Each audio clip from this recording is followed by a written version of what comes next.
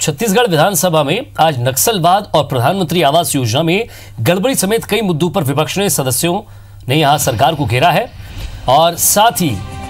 एक बार फिर शराबबंदी का मुद्दा भी उठा है। प्रश्नकाल में कांग्रेस के सदस्यों ने आबकारी मंत्री अमर अग्रवाल से जानना चाहा कि सरकार ने शराबबंदी की बात कही थी, सरकार कब से प्रदेश में पूर्ण शराबबंदी कर रही है। जवाब में मंत्री अमर अग्रवाल ने कहा कि अध्ययन दल बना है, उनके परीक्षण के बाद सरकार उचित निर्णय लेगी। मंत्री के इस बयान से नाराज विपक्ष ने शराबबंदी की मांग को लेकर नारेबाजी की और सदन से वॉकआउट कर दिया। इससे पहले कांग्रेस विधायक दीप्ति कर्मा ने नक्सलियों के विस्तार का मामला उठाया। उन्होंने कहा कि सरकार एक तरफ ये दावा कर रही है कि नक्सली सिमट रहे हैं, वहीं कवर्धा जैसे जिले में नक्सली वारदात बढ़ गई है। कांग्रेस ने गृह मंत्री को घेरते हुए कहा कि ऐसा कोई महीना नहीं है जिसमें नक्सली घटना नहीं हुई हो। इस पर गृह मंत्री रामसेवक पैकरा ने कहा कि सरगुजा, जशपुर और कोरिया जिले को नक्सल प्रभावित जिलों की सूची से अलग किया गया है। इधर कांग्रेस विधायक धनेंद्र साहू ने प्रधानमंत्री आवास में गड़बड़ी का मुद्दा उठाया। इस मामले में सत्ता पक्ष ने जांच की बात कही। कांग्रेस विधायक डॉक्टर चुन्नीलाल साहू और मोतीलाल देवांगन ने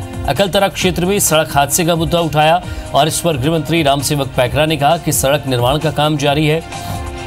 इधर विधायक अमित जोगी ने जब कांग्रेस विधायक रेणु जोगी का सवाल पूछा तो सत्ता पक्ष ने आपत्ति जताई। इस पर अध्यक्ष ने कहा कि नियमानुसार सदस्य की सहमति से कोई भी प्रश्न पूछ सकता है।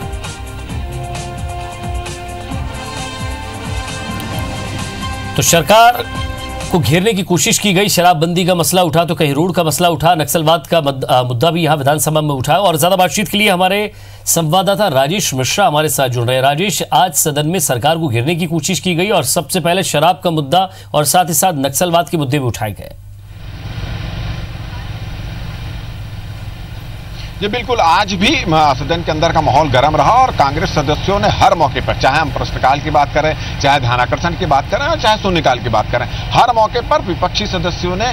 सरकार को घेरने की। अगर हम बात करें आज का प्रमुख मुद्दा तो पूर्ण शराबबंदी की मांग को लेकर कांग्रेस के जितने भी विपक्षी सदस्य हैं वो सबने एक साथ सरकार पर हमला बोला और ये सवाल खड़ा किया कि हर बार क्या सरकार वाकई में प्रदेश में सरकार शराब बंद करना चाहती है और अगर चाहती है तो इसके लिए क्या कदम उठाए जा रहे हैं। और साथ ही साथ उन्होंने एक और गंभीर आरोप सरकार पर लगाया, अधिकारी और आबकारी मंत्री से इस पर सवाल भी पूछा कि केवल एक ब्रांड की शराब, किसी एक कंपनी की शराब क्यों बेची जा रही है। और साथ ही साथ उन्होंने ये भी आरोप लगा दिया कि ये भाजपा के किसी चहेते कंपनी जो व्यक्ति है उसके चहेते कंपनी की शराब है उसको बेचा जा रहा है। तो इस तरह के गंभीर आरोप लगे और जब इस मामले में अमर अग्रवाल ने यह कहा कि ऐसी बात नहीं है, इसका पूरी तरह से खंडन किया और उन्होंने कहा कि पूर्ण शराबबंदी को लेकर अध्ययन दल पूर्ण परीक्षण कर रहा है और उसके बाद यह निर्णय लिया जाएगा। तो इस पूरे मसले पर जो जिस तरह से विपक्षी सदस्य सरकार पर हमला करते रहे, आबकारी मंत्री पर हमला करते रहे और आबकारी मंत्री उनको अपने जवाब से संतुष्ट नहीं कर पाए तो उन्होंने इस पूरे मुद्दे को लेकर सदन से वॉकआउट किया। अगर हम बात करें दूसरी बात तो प्रधानमंत्री आवास योजना में माफिया और ठेकेदारी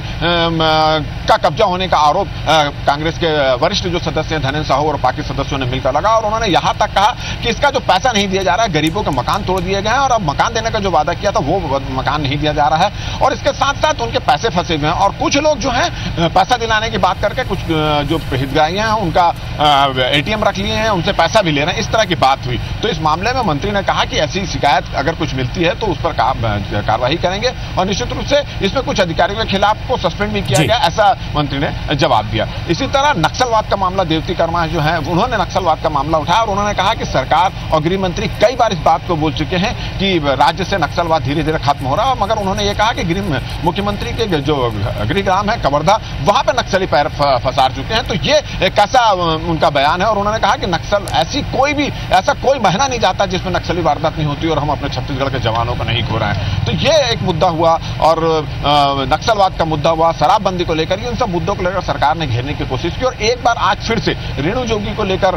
भाजपा के एक सॉफ्ट कॉर्नर नजर आया। रेणु जोगी के सवाल पर जब उनके पुत्र अमित जोगी जो हैं जो कांग्रेस के निष्कासित उन्होंने सवाल किया तो भाजपा के शिवरतन शर्मा ने इस पर घोर आपत्ति जाहिर की और उन्होंने कांग्रेस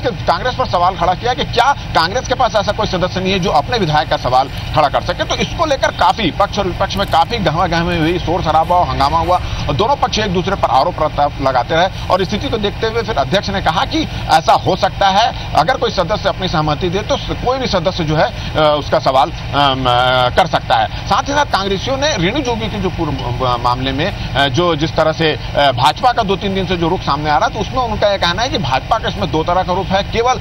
जो सही मुद्दे हैं उससे विपक्ष का ध्यान बटाने के लिए ये इस तरह की बयानबाजी कर रहे हैं। उन्होंने ये भी कहा कि एक तरफ तो रेणु जोगी के मामले को वो उठाते हैं कि कांग्रेस के विधायक दल अपने बैठक में नहीं बुलाए, वहीं सदस्य जो है विमल चोपड़ा, निर्दलीय सदस्य विमल चोपड़ा, उन पर जब हमला होता तो इस मामले को नहीं उठाया जाता। तो इस सब पूरे मुद्दे को लेकर विपक्ष ने सरकार को घेरा और सरकार ने बखूबी इसका जवाब भी दिया और इसको लेकर दिन भर विधानसभा में गहमा-गहमी का माहौल रहा। विजय,